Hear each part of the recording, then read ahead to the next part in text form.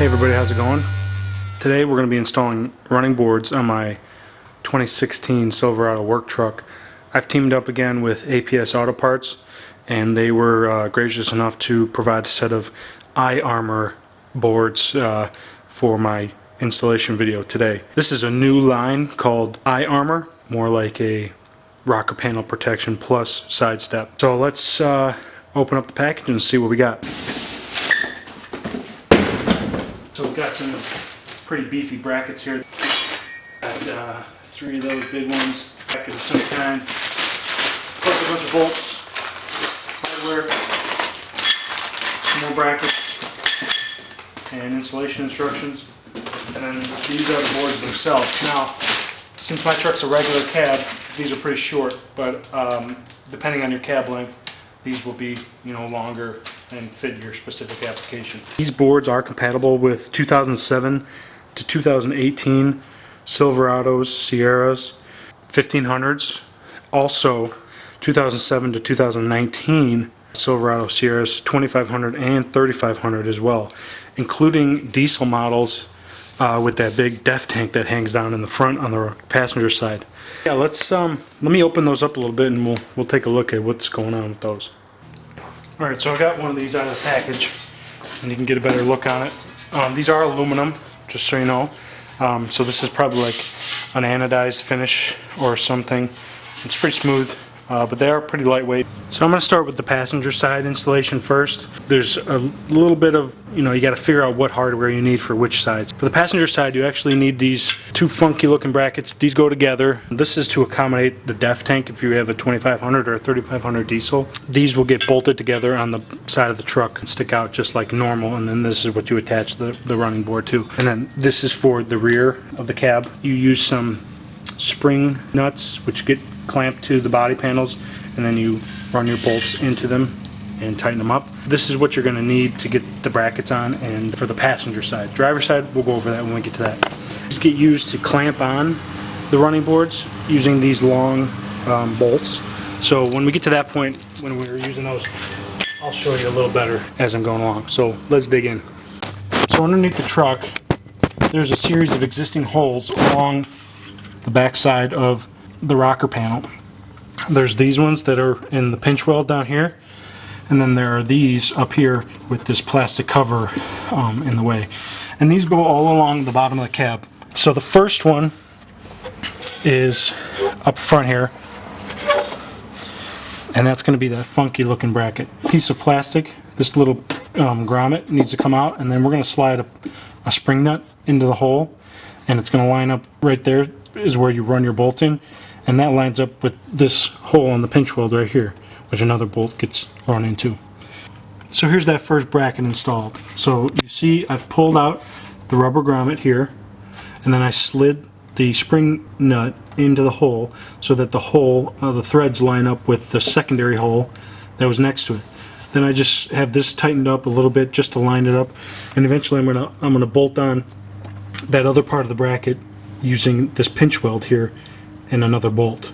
Next, you're going to take the other half of that front bracket, and it's going to just encapsulate that pinch weld on the bottom, and then also it's going to go on the outside of the bracket that's already attached to the truck. So this is on the outside, this is underneath the pinch weld, and then there's a weld nut on the inside of this bracket here where you can run a bolt in from the outside and tighten it up. And then you have a bolt and a single nylon wash nut that'll run down here, and you'll tighten this up to the pinch weld. So then that basically encapsulates this bracket here. I'll be honest, if you have the def tank, you're going to be fighting the def tank and you have to do some trimming per the directions. So I can't really comment on what's involved with that, but this is how it's going to work for my truck. It shouldn't be that difficult. It's just it's a little thinner, so that because the def tank's going to be like right where my finger's at compared to my truck. So that's why they make this bracket a 2-piece, so you can get the room in there. I'm going to run the bolts in on this secondary bracket just to get it hanging. Alright, so this bracket's hanging. I haven't tightened anything up yet, just because you're going to have to level the boards in place just so you know exactly where they're going. But there's a bolt running, you can't really see it, but it goes in through the top here and it comes down to the bottom, where it's attached with a nylon nut, and then there's also a bolt coming through there. You can just barely see it. That's threaded in from the other side. Let's do the rear bracket on the passenger side. So now the rear bracket of the boards needs to go into the next set of pinch weld holes and rocker panel holes. We need to remove that cover just like the one we just did. Then we're going to slide a spring nut into the hole to line up with that secondary hole, the threads, and then that perfectly lines up with here. There's also a spring nut that's going to install on this location here, and the bracket will just line up and simply bolt it into place. This is what those spring nuts are going to look like when you get them into place. So you've got the one here down on the pinch weld with the threads facing up because you're going to bolt in from the bottom, and then same with that. The threads are on the inside of the hole, so you're going to thread into it. Those two are perfectly lined up, and then this bracket is going to come in and line up the holes and bolt it into place. And once you're bolted up, this is what you're left with. You've got the bolt going into the pinch weld on the bottom, and then that secondary bolt on the top going into that hole that we put the spring nuts into. The next step will be attaching the running board to the brackets. Now, each side you're going to use 4 bolts, 2 per bracket, and there's some washers and also spring washers on those with the nuts as well. So you need to, so far all the hardware underneath the truck has been 1/2 inch. These have, they're like a lag bolt style, so this side is actually 5/8. So the way these brackets work is you take this carriage bolt, slide it in the hole, it seats in the square hole so that it doesn't spin. So you're going to have 2 that slide into each bracket, and then there's also these tabs on either side of the bracket. That is like a key for this groove or slot in the running board. So with your bolts like this, you're going to just drop this into the groove and then line it up with your brackets here and here, wherever they might be, and then use the hardware provided, which is a washer, a spring washer, and a 5/8 nut to tighten that carriage bolt to the back side. This gives you a little bit of flexibility of sliding the board left and right on the brackets. You can customize it to your, preference. Just know that don't slide this when it's all tightened up against this material here. You will, damage the finish because this is aluminum, this is steel, and once it's tight, it's going to want to dig in a little bit.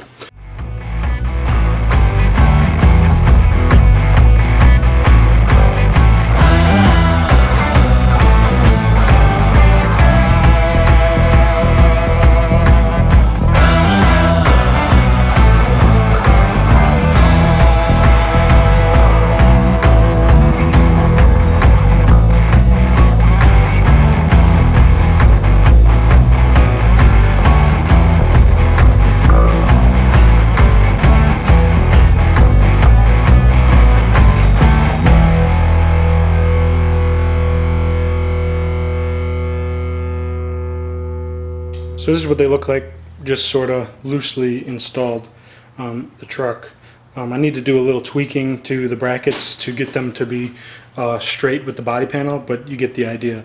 Now you're going to want to tighten up the bolts there that attach those brackets. They say 28 to 33 foot-pounds. That's probably a decent, you don't want to over torque them because you're going from aluminum to the steel, and if you go, hog wild, you will mess these up probably. So one more tip, and you need to make sure that when you tighten up the brackets on the running boards, that the bracket that's mounted to the truck has ample surface to the board itself. So this is the board here, and then this is the bracket, and you can see this is actually a slotted hole. This could move up and down. The board could move up and down in relative to the plate on this board. When I first tighten them up, I noticed that this top of bracket was like basically under here, and the board was all out of whack. So then I realized, oh, I gotta make sure the bracket is ample surface on the bottom rung and the top rung to make sure that when you clamp it, it's attaching flush. So the driver's side is a little more straightforward. Both brackets are identical. You're using 2 spring nuts and 2 bolts, 2 spring nuts, 2 bolts into the pinch weld and into the aligning hole on the rocker panel underside. So you still need to pop out those rubber holes to get your spring nut into place. Shouldn't be that difficult. I'm going to go ahead and get the spring nuts into place and show you which holes to use for the regular cap. Alright, so I've got the spring nuts in place. Here is the rear section, and then here's the front section. Now you're just going to take your bracket, line it up with the spring nuts, and bolt it into place. And then once you have those brackets in place, you can line up your board with the other two clamp brackets and, you know, throw in your lag bolts and then line it up to the holes and bolt it in. So that's what you're doing basically, is this is going through the slot on the upper rung and the lower rung, and then it's going right into here, and you're bolting these to the bracket like so.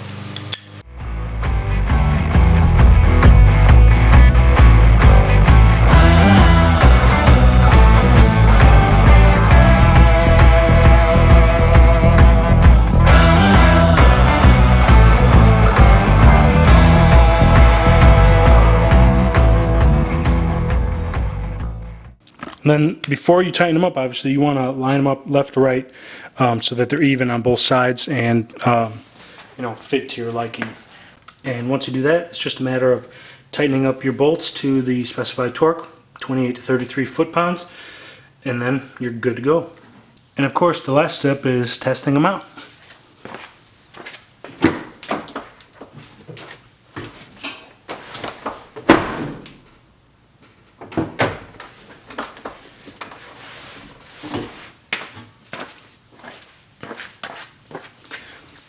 Hope you guys liked this video. If you did, give it a thumbs up. I'd love it if you subscribed, and stay tuned for more. Later.